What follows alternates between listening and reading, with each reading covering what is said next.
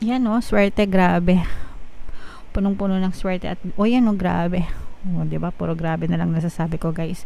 So, sabi ko nga, guys, pagpapalain kayo, you are blessed and swerte kayo, no? Blessing na, swerte pa, mga kapiksi. Blessed na, swerte pa, masaya pa. Okay, masaya pa. So, nararamdaman nyo ba, guys, na parang umiikot? Lahat yan, no? Umiikot, umiikot, umiikot, mga kapiksi. Okay? So, parang, ibig sabihin, flowing, no? Imagine nyo na yan, parang overflowing yung abundance, umiikot yung abundance, umiikot yung swerte, umiikot yung kasiyahan sa buhay nyo, mga kapiksi, okay?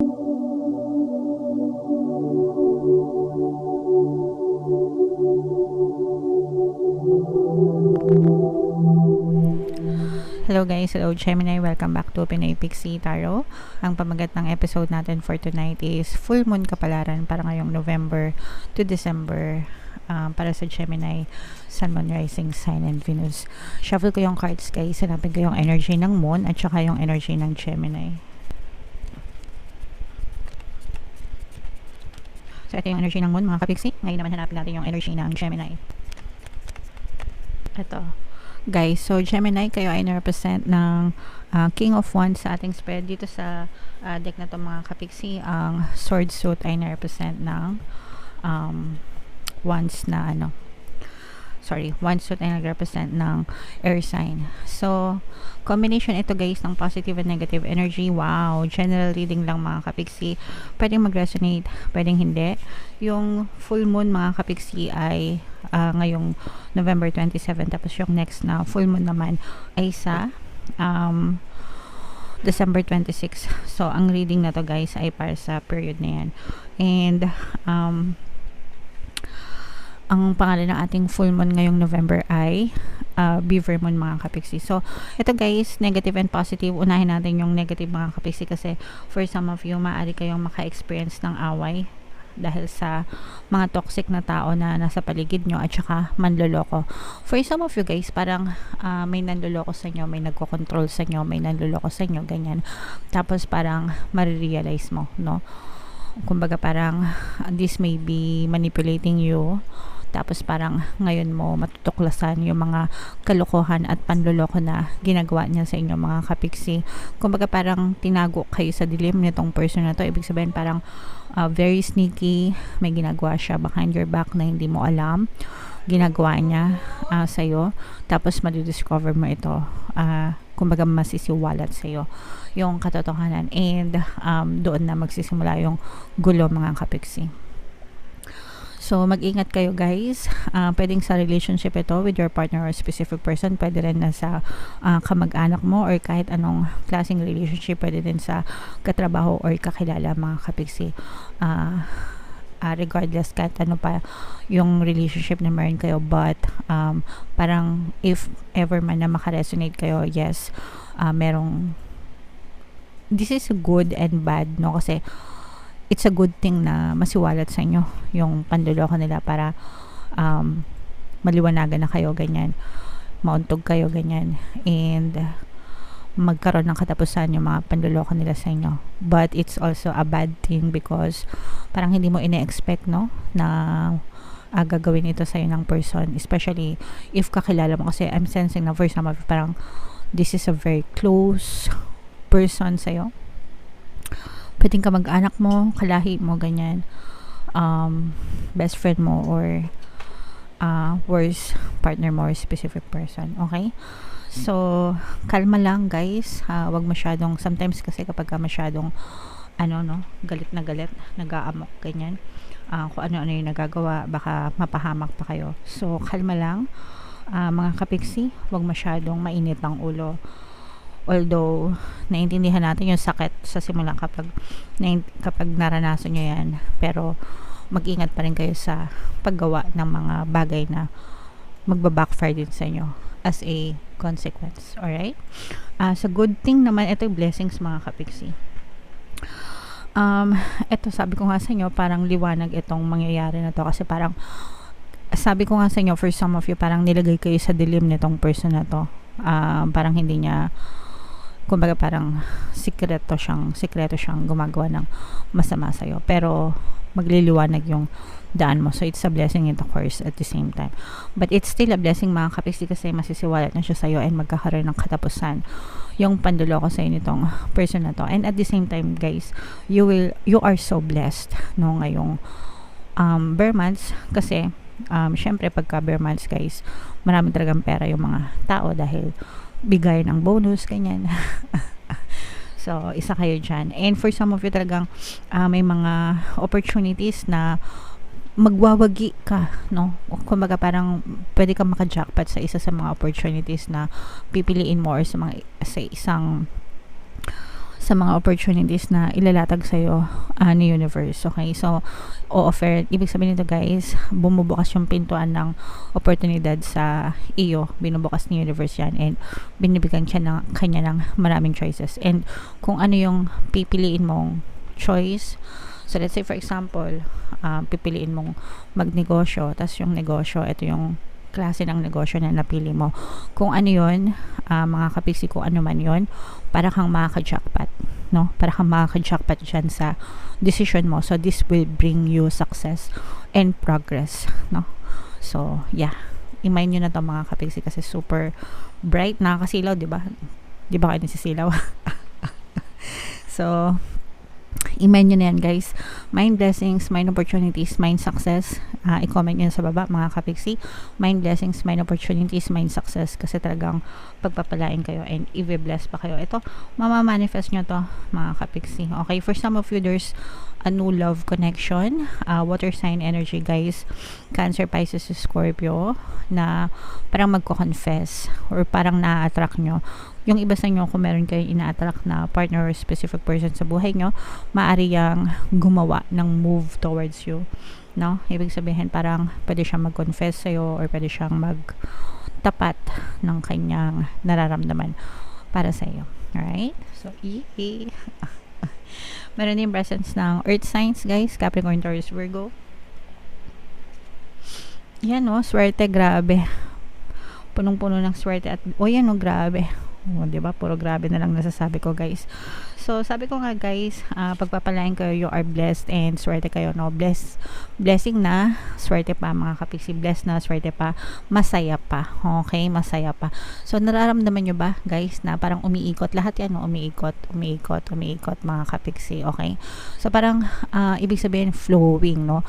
Imay nyo na yan, parang overflowing yung abundance, umiikot yung abundance, umiikot yung swerte, umiikot yung kasiyahan sa buhay nyo, mga kapiksi. Okay?